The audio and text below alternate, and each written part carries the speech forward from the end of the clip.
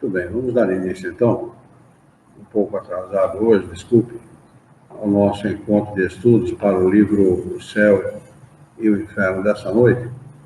Hoje é dia 7 de novembro de 2019, uma quinta-feira, são 20 horas e 21 minutos.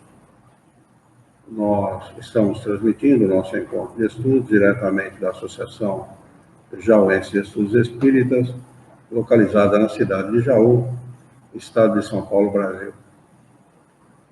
Nós tivemos um pequeno problema, pedimos desculpa àqueles que estavam aí pela internet, mas já retomamos o nosso vídeo, a nossa transmissão, e nós não havíamos começado ainda os nossos estudos quando caiu a transmissão. E vamos dar início, então, aos estudos dessa noite. Nós estamos estudando no referido livro o capítulo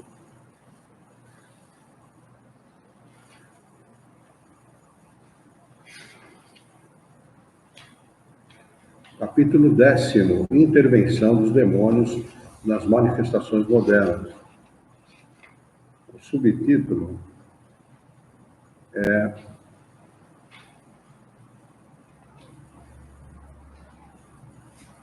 a respeito, ele está falando agora, o primeiro falou que a Igreja Católica pensa a esse respeito, e agora vai falar o que o Espiritismo pensa a esse respeito. Muito bem, Beno, bem-vindo, viu? Desculpa aí o mau jeito, houve um problema técnico aqui, caiu a transmissão, tá bem? Então, nós estávamos no parágrafo 18. Parágrafo 18 diz o seguinte: dizem que Deus enviou o Cristo para salvar os homens, provando assim o seu amor pelas suas criaturas. Como então a seria deixado sem proteção? Não há dúvida que o Cristo é o divino Messias, enviado para ensinar os homens a verdade e lhes mostrar o bom caminho. Vocês perceberam como o Kardec abordou essa vinda de Jesus? Dizem que Deus enviou o Cristo para salvar os homens. Não é? Depois ele embaixo, ele coloca espiriticamente a vinda do Cristo. Assim, não há dúvida que o Cristo é o divino Messias, enviado para ensinar os homens a verdade e lhes mostrar o bom caminho. Não veio para salvar ninguém. Mas contai somente depois da sua vinda, quantos homens não puderam ouvir a sua palavra? Quantos morreram e quantos morrem ainda hoje sem a conhecer? E entre mesmo os que a conhecem, quantos são os que a põem em prática?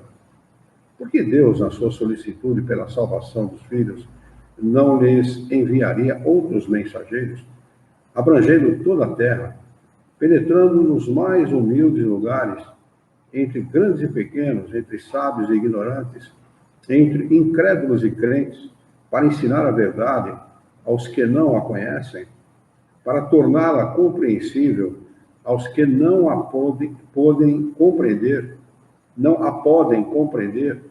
suprindo pelo seu ensino direto e múltiplo a insuficiência da propagação do Evangelho, abreviando assim o advento do reino de Deus? E quando esses mensageiros chegam em falanges inumeráveis, abrindo os olhos aos cegos, convertendo os ímpios, curando os doentes, consolando os aflitos, como fazia Jesus, vós os repelis, repudiais o bem que eles fazem, chamando-os de demônios. Essa era também a linguagem dos fariseus a respeito de Jesus, porque eles também diziam que Jesus fazia o bem pelo poder do diabo. E o que lhes respondeu Jesus? Reconhecei a árvore pelos frutos. Uma árvore má não pode dar bons frutos. Para eles, os frutos produzidos por Jesus eram maus, porque vinham destruir os seus abusos e proclamar a liberdade que devia arruinar a sua autoridade. Esse é o plano do Espiritismo. Exatamente esse plano do Espiritismo. A mesma coisa. Até porque o Espiritismo nada mais é que a continuidade dos ensinamentos de Jesus. Então, mexe exatamente com os interesses pecuniários e de autoridade dessa gente que se coloca como... coloca o dedo no fundo mesmo, bem no fundo mesmo. E Jesus foi crucificado por essa razão. Se ele tivesse vindo para lisonjear o seu orgulho, aprovar as suas prevaricações e sustentar o seu poder, então sim, seria aos seus olhos o Messias, tão esperado pelos judeus. Ele estava só, era pobre e fraco, e eles o fizeram perecer, acreditando que matavam também suas palavras. Mas as suas palavras eram divinas e sobreviveram a ele. Não obstante, propagou-se de maneira lenta e após 18 séculos é conhecida apenas por 1/10 parte do gênero humano. Numerosos cismas eclodiram entre os seus próprios discípulos. Foi então que Deus, na sua misericórdia, enviou os Espíritos para confirmarem completamente e colocarem ao alcance de todos as suas palavras, expandindo-as por sobre toda a terra. Mas os Espíritos não se encarnaram num único homem, cuja voz seria de alcance limitado. Eles são inumeráveis, vão por toda parte, e ninguém os pode deter. Eis porque o seu ensino se expande com a rapidez do raio. Eles falam ao coração e à razão, e por isso são compreendidos pelos mais humildes. Não é indigno de mensageiro celeste, dizei, transmitir as suas instruções por um meio tão vulgar como esse das mesas falantes? Não é um ultraje supor que eles se divirtam com trivialidades, deixando a sua morada de luz para se porem à disposição do primeiro interessado? Jesus não deixou a morada do Pai para nascer num estábulo?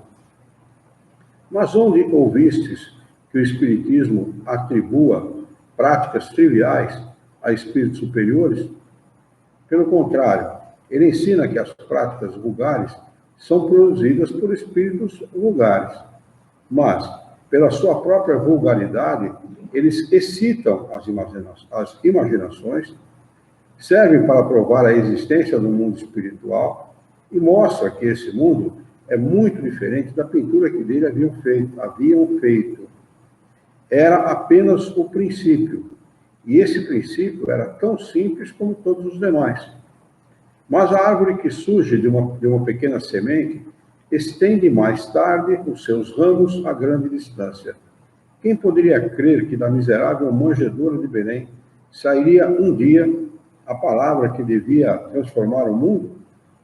Sim, o Cristo é o Messias divino e a sua palavra é a da verdade.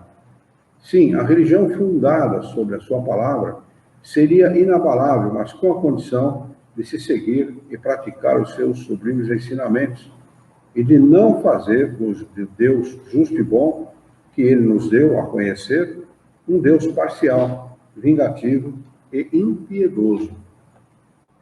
Tem um espírito inferiores, então, significa que ele veio para fazer o barulho para o pessoal... Para chamar atenção. Chamar atenção. É o famoso batedor de bumbo. Sim. Entendeu? O batedor de bumbo que vem lá à frente dos exércitos, né, de antigamente, eles vinham para quê? Para chamar a atenção dos inimigos. Entendeu? Mas, na realidade, o exército mesmo, a força, vinha atrás. Ali é só uma trivialidade. Ali, na realidade, é um sinalizador. Quer dizer, olha, existe alguma coisa. Vocês não conseguem entender? Vocês não estão vendo o barulho que a gente faz, a movimentação que a gente faz? Vocês não sabem quem nós somos? Aí você, como o homem é movido por impulso, ele é movido pela curiosidade, ele tem que ser estimulado. Se você não estimula a pessoa se acomoda.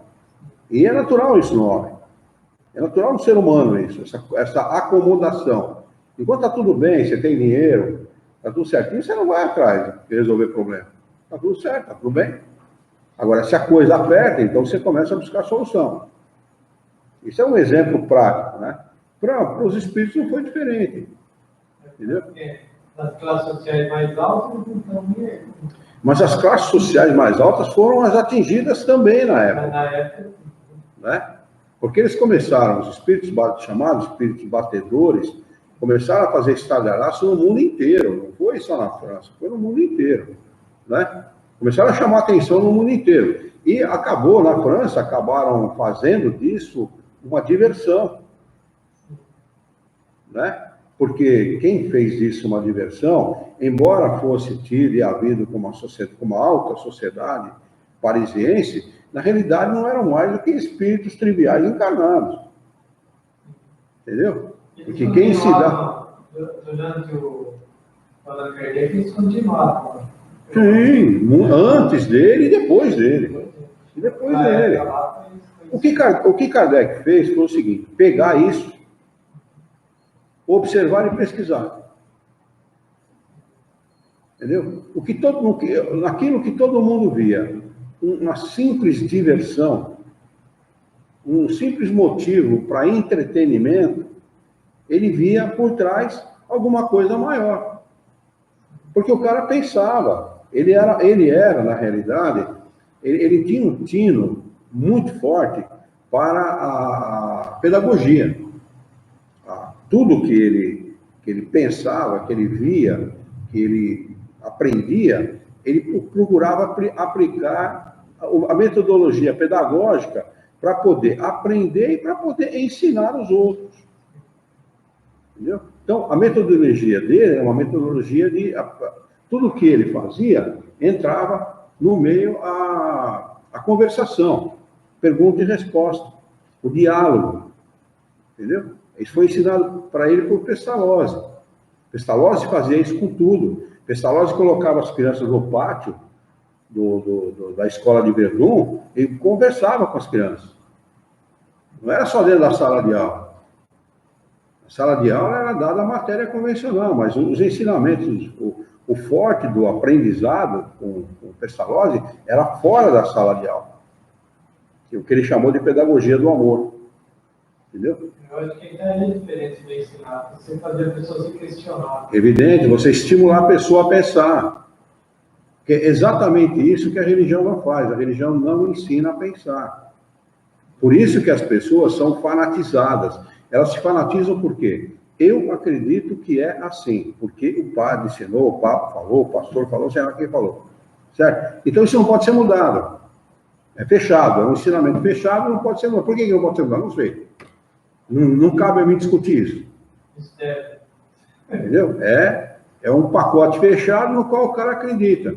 Então, Kardec, quando pega essa conversa toda, essa história toda, como ele era um cara muito voltado para coisas sérias, ele vê naquilo apenas um passatempo. E ele, como não era dado a brincadeiras, ele falou, não quero saber disso, não me interessa, eu gosto de coisa séria, eu gosto de gastar meu tempo com coisa séria. Até que ele chega a assistir uma reunião. E ele percebe que por trás daquilo se esconde uma coisa grandiosa. Se esconde uma coisa muito maior do que apenas o levantamento de uma mesa, ou o barulho numa parede, ou o barulho dentro da própria mesa. Se esconde uma coisa muito grande por trás. E como ele era um pesquisador inato, ele já vem preparado para isso, ele começa a fazer todo esse trabalho que acabou culminando nesses 5 livros principais, onde estão contidos os princípios espíritas.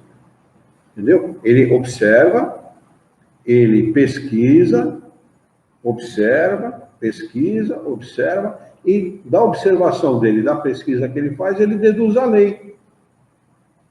Isso é o que a ciência faz com qualquer coisa. Qualquer coisa da ciência regular, na ciência convencional, na ciência clássica, é feita dessa maneira. Como é que você pode entender que óleo não se mistura com água? Por que não se mistura? Porque a densidade de um é diferente da densidade de outro. Como é que você prova isso? Levando para o laboratório e examinando, observando. Você faz a pesquisa, observa o resultado da pesquisa e deduz a lei. Vale também para a doutrina espírita, vale para a ação dos espíritos, para aquilo que os espíritos fazem. Como esse fenômeno ocorre, de que maneira? Então ele foi fazendo exatamente isso. E ele extraiu de um simples passatempo, que era tido como uma coisa trivial, uma brincadeira de salão, uma coisa séria. E ele não escreveu o primeiro livro, o Livro dos Espíritos, com propósito. Ele não anotou aquelas perguntas com o propósito de editar um livro. Quando a coisa atingiu a 501 questões, ele falou, pô, isso não serve só para mim, isso pode servir para a humanidade. Isso pode servir como apoio para a humanidade. Porque se serve para mim, se é moralmente bom para mim, está me ensinando coisas boas, é racional, isso pode ser racional e pode ser bom para muita gente. Foi aonde ele acaba escrevendo, editando a primeira edição do Livro dos Espíritos, que depois é ampliada para 1011 questões. Né? Vocês não falaram para ele que era isso para ser divulgado? Nada disso. Falaram que ele tinha um trabalho a fazer. Ele tinha um trabalho a fazer, ele tinha uma missão a cumprir. E se ele aceitasse a missão ia ser espinhosa, e foi mesmo. Agora, como ele mesmo fala, como ele cansa de falar, Kardec cansa de falar, nada vem pronto. Nada vem pronto. Nada é dado para o homem de maneira pronta. Porque senão você estraga a responsabilidade, você prejudica o homem na sua responsabilidade. Se você der pronto, não tem mérito. E se não tiver mérito, não tem valor. Se você der pronto, não tem mérito. Se não tiver mérito, não tem valor. Né? Então você está interferindo numa lei divina. Então os espíritos não deram nada pronto para ele. Ele teve que ter o trabalho de fazer, e não foi um pouco trabalho, foi um trabalho imenso. Não só de fazer o que ele fez, o trabalho que ele fez, mas lutar contra os detratores que fizeram com ele a mesma coisa que fizeram com Jesus. A reação foi a mesma. A reação foi a mesma. E ele sofreu muito. Difícil. Ele sofreu bastante. E todo mundo que se aproxima do estudo da doutrina do Espírito, da maneira que a gente faz aqui, sofre as mesmas sanções. As mesmas. Viu? A chama de obsediado, desequilibrado. Aquele povo é um povo desequilibrado e tal. Entendeu? Hoje em dia é mais leve em relação ao catolicismo. Acho que é mais pesado. O catolicismo mais leve em relação à doutrina espírita? Nada. É nada. Eles pegam pesado. Não, minha filha foi expulsa da igreja perto de casa. As minhas duas meninas foram fazer catecismo, porque tinham vizinhas da idade dela que faziam catecismo. Na igreja de Santo Antônio, ali, encostado de casa ali. Mas faz tempo, né? Hã? Faz tempo, mudou. E daí? Mudou? Vai agora pra você ver se mudou. Mudou nada. Tem padre que continua falando do espiritismo do mesmo jeito que falava antigamente. As minhas filhas perguntaram para vocês quem não é espírita aqui, as duas levantaram a mão. Quem não é católico, as duas levantaram a mão, então pode sair. Quem não for católico, levanta. Pode se retirar. De jeito, você acha que... Sim, elas não iam deixar de ser espírita nunca. Mas você acha que isso é atitude de quem se diz cristão? Agora, quando você chegar aqui, quem é católico? Mas elas queriam fazer? É uma coisa. Quem não for espírita, pode se retirar. Não é isso? Isso não tem sentido uma coisa dessa. A Igreja Católica ela é tão rigorosa contra a doutrina espírita quanto era no tempo de Kardec. Vocês não têm dúvida quanto a isso. Tem espíritos desencarnados trabalhando para prejudicar o trabalho da doutrina espírita, sobretudo em Jaú. Jaú é um dos piores lugares para se praticar a doutrina espírita. É um dos piores. Não tem, acho que na região não tem pior. Eu não importa, não. O doutor fala, professor, explica Sim. leis, né? Sim, claro, evidente. Mas eu não estou falando do trabalho individual, estou falando do trabalho coletivo. Sim. Não, uma igreja é diferente. A casa é combatida, a barba você não sabe quanto. É. Oh, Nos comentários que eu faço nos aplicativos, eu coloco também comentários do livro dos Espíritos. Eu estou pensando, né? Será isso, né? Mas é para pensar mesmo. O criador é imutável, ou que está fora da criação, o pessoal fica meio, né, assim, né? Mas... Isso mesmo, a gente tem que divulgar, fazer a nossa parte, né? A gente não precisa nem falar que é espírita, é só pôr as mensagens. Evidente, deixa as pessoas pensarem. Eu só me declaro espírita quando a pessoa pergunta. Né? A pessoa, ou então se está no contexto da conversa. Né? Se está no contexto da conversa, eu não escondo de ninguém, não. Eu sou espírita mesmo e acabou, não quero nem saber. Entendeu? Mas se não perguntar, também não falo nada. Vamos ler essa nota de Kardec, que é uma nota, aliás, uma nota do tradutor. Tá? Ele diz assim: as sérias conquistas da metapsíquica, as investigações dos cientistas ingleses e alemães, ultimamente o desenvolvimento da parapsicologia, forçaram a Igreja, nos meados do século, a mudar sua posição no tocante aos fenômenos espíritas. A intervenção dos demônios nas manifestações espíritas, por outro lado, perdeu prestígio perante o povo, diante da realidade inegável dos benefícios da prática espírita. Ao mesmo tempo, a figura de Satanás esfumou-se na mente popular diante da expansão da cultura científica e filosófica. A Igreja apelou, então, para a explicação científica dos fenômenos, negando-lhes a condição de manifestação espiritual. Ele mudou o quê? Se continua negando, mudou o quê? Não mudou nada. Não adianta querer lutar contra interesses materiais. E o catolicismo, ela é uma religião materialista na sua essência. O catolicismo é materialista. Eles se dizem cristãos, mas não são cristãos. Tanto que nasceu de uma necessidade econômica e política. Onde o político põe a mão, esquece. Não tem nada voltado para interesse humano, para humanismo, para filosofia, nada disso. O interesse é dinheiro, é matéria. Essa é a realidade. Eu não vejo. Porque por fora tem pessoas boas, o núcleo é outro. Né? O católico em si é uma boa pessoa. Católico fervoroso mesmo, praticante mesmo.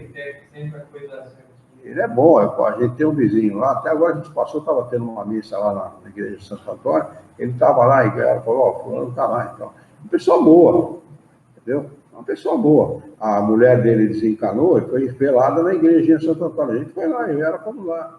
A pessoa olhava torto para a gente. Verdade? Os ignorantes, os vizinhos ignorantes, olhavam torto para a gente. Eu não estou nem aí, eu fui lá cumprimentar ele. Dar meus sentimentos para ele, né? Fazer uma prece pela pessoa que desencarnou, a esposa dele. Não estou nem aí com os vizinhos, entendeu? Mas a turma olha torto, porque sabe que a gente não é católico.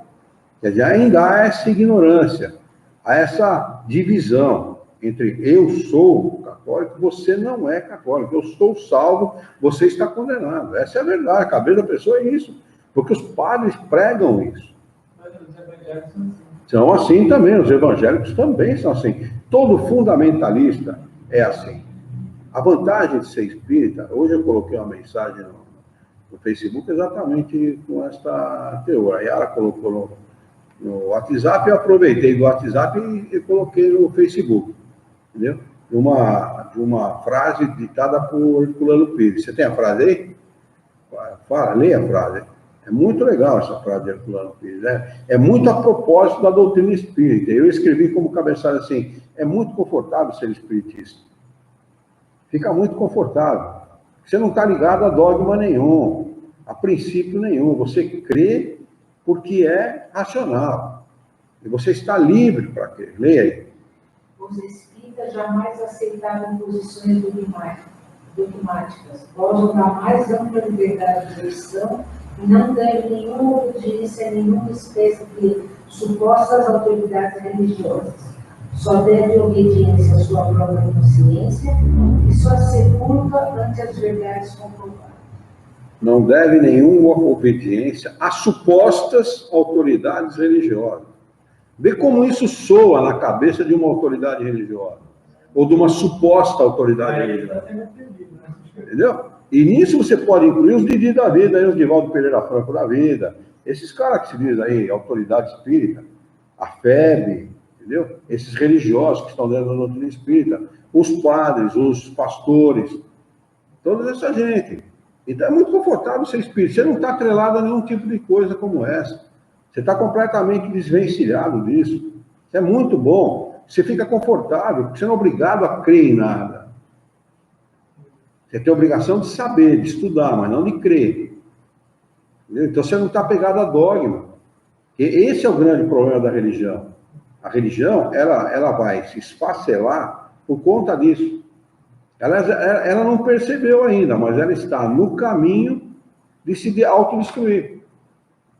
E quando você fecha a questão, você não está aberto para as mudanças que a ciência provoca.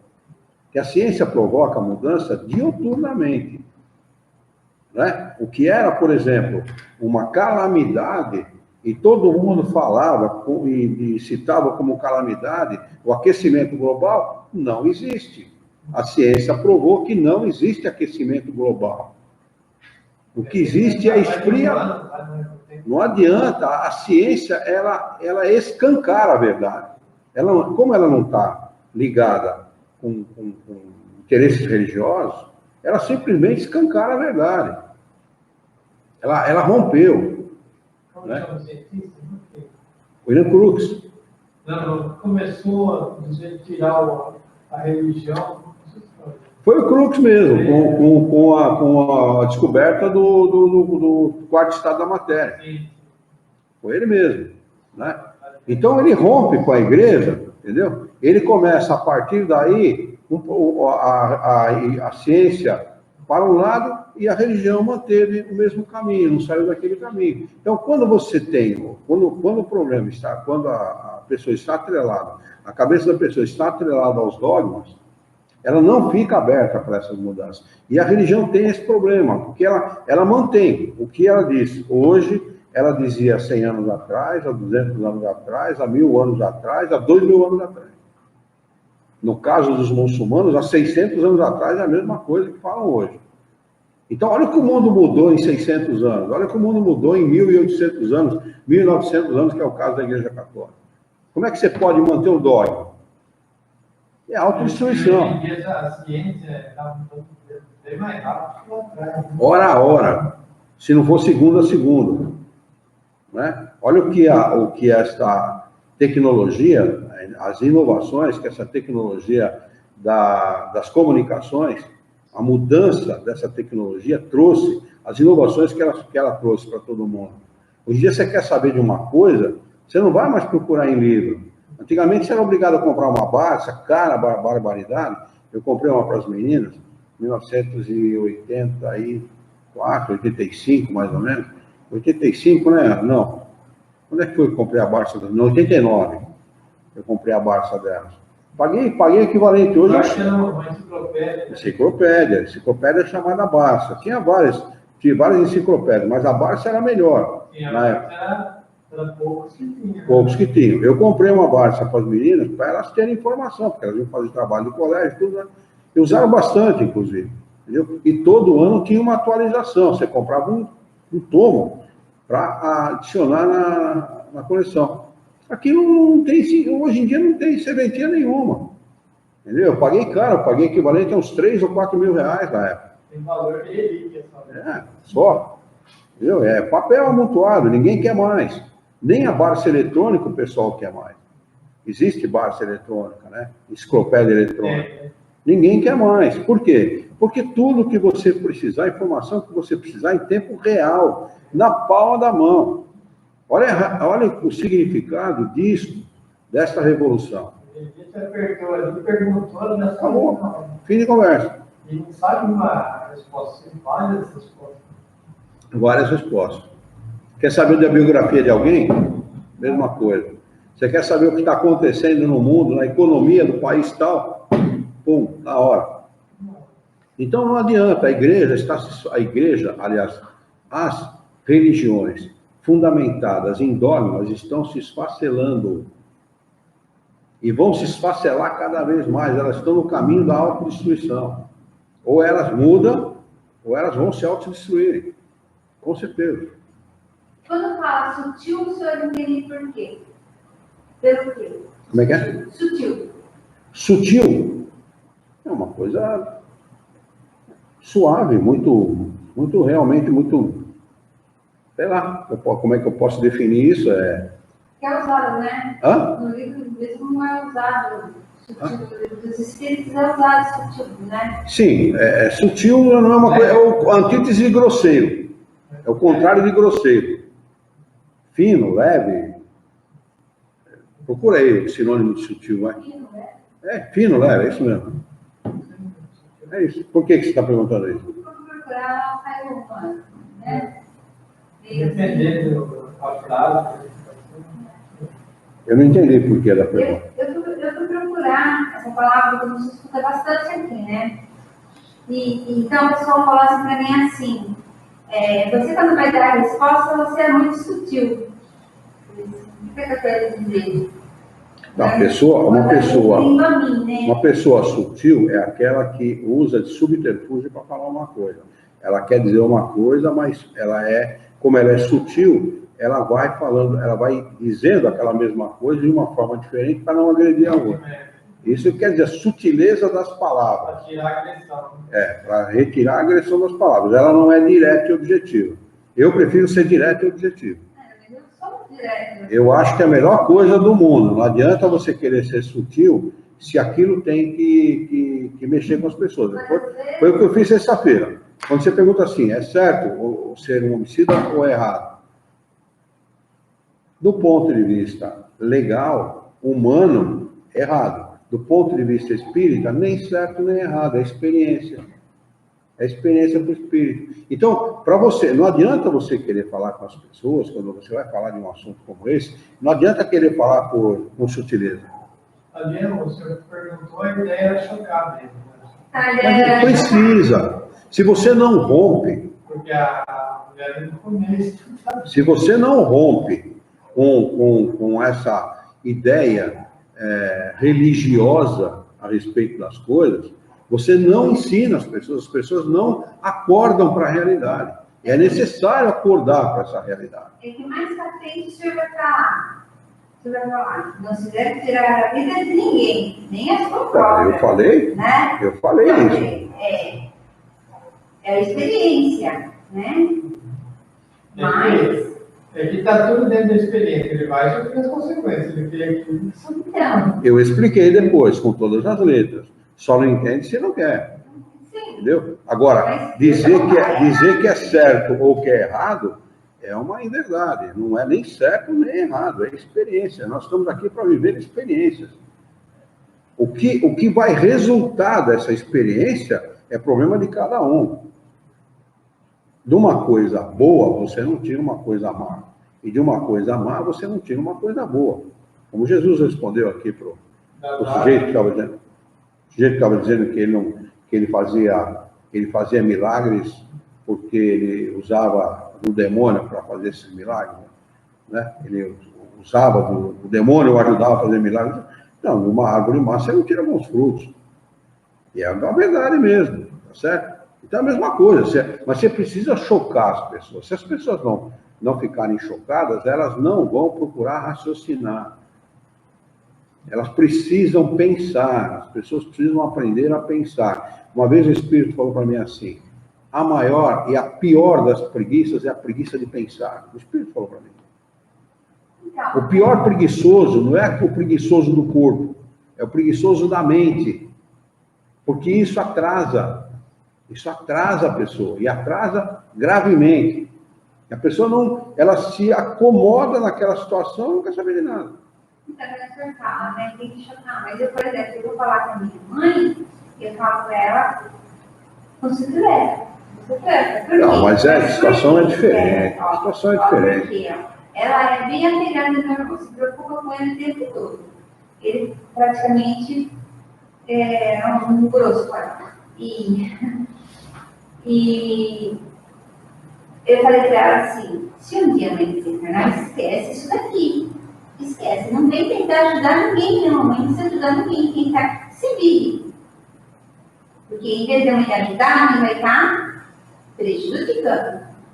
A mãe tem que cuidar da vida da mãe, não vai desencarnar. Porque Se encarnado já é difícil de ajudar alguém, sem conhecimento, imagina desencarnado, né? Depende do grau de apego do espírito com a família, né? Mas eu já falei isso para ela. Tem que esclarecer isso. E ela anda repetindo isso daí, entendeu? É isso que tem que esclarecer. Vai estar preocupado quando ela Ela vai ficar pegada. E eu como o menino está bem preparado. E eu estou falando para ela que em vez de ela ajudar, ela vai prejudicar. Realmente, né?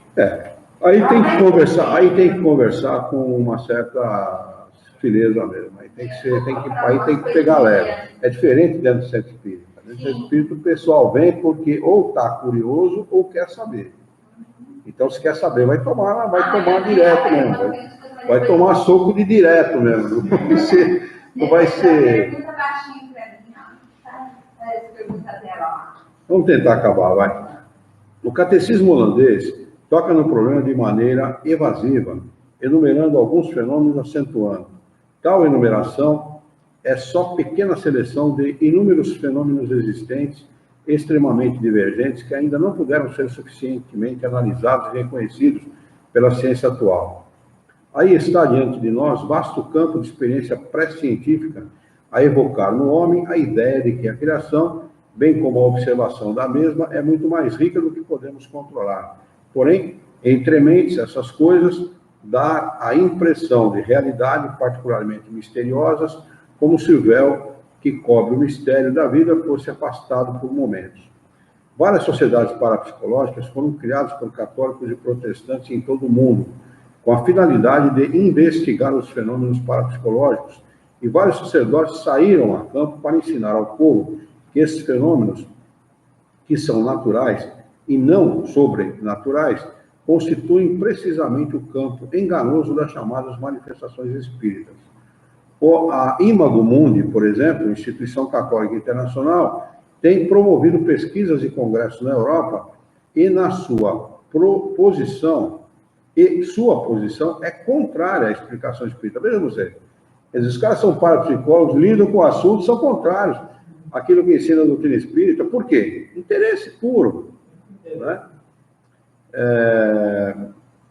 Todos esses fenômenos, segundo elas, devem ser explicados como provenientes de causas materialistas. É exatamente a posição assumida pelos parapsicólogos materialistas e pela escola soviética. Na França, destaca-se o trabalho de Robert Amadeu em seu livro Os Grandes Médiuns. Procura reduzir a fenomenologia espírita a uma questão de fraudes e escamoteações. A mesma coisa que fazia no tempo de Kardec. Exatamente a mesma coisa, não tem diferença nenhuma. Enquanto o livro Parapsicologia nega qualquer relação dos fenômenos parapsicológicos com o espírito humano, afirmando que eles decorrem apenas do psiquismo inferior e animal do homem. Certos sacerdotes chegam a substituir a intervenção dos demônios pelas manifestações do inconsciente, ao qual atribuem toda a esperteza, inteligência e malícia atribuída até agora àquelas entidades maléficas. Acusa o espiritismo de desconhecer os problemas do inconsciente, como se a questão do animismo e as manifestações anímicas já não figurassem no Livro dos Espíritos, desde 1857, quando Sigmund Freud contava apenas 1 ano de existência. Apesar disso, a maioria do clero continua a considerar as manifestações espíritas como demoníacas. Dessa maneira, a crítica de Kardec no capítulo acima continua válida em 2 sentidos. Primeiro, correspondendo a uma realidade religiosa que ainda se sustenta em grandes áreas do catolicismo, do protestantismo e de numerosas seitas evangélicas mais recentes. E segundo, correspondendo às evidentes manobras pseudocientíficas que hoje se realizam para negar a verdadeira natureza das manifestações. Convém assinalar que as pesquisas parapsicológicas atuais não são, de maneira alguma, um simples campo de experiências pré-científica, e já demonstram, de maneira positiva, a realidade dos fenômenos espíritas numa vasta escala, que vai desde a própria telepatia e da clarividência até a comunicação de espíritos, fenômeno teta, e, por fim, a própria reencarnação, memória extracerebral. Nenhuma das comprovações científicas da parapsicologia negou até agora um só dos princípios espíritas. Pelo contrário, Essa ciência referendou até o momento todas as provas da sobrevivência dadas pelo Espiritismo desde os trabalhos de Kardec no século passado, nota do tradutor. Vamos anotar aqui o capítulo 11 para nós retomarmos na próxima quinta-feira. Hoje é dia 7 de 11 de 19.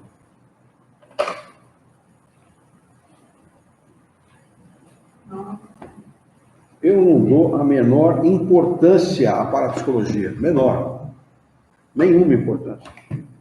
Para mim, não é uma ciência e não tem, para mim, o menor valor como ciência. Não dou nada. Muito bem. Alguma pergunta, alguma dúvida?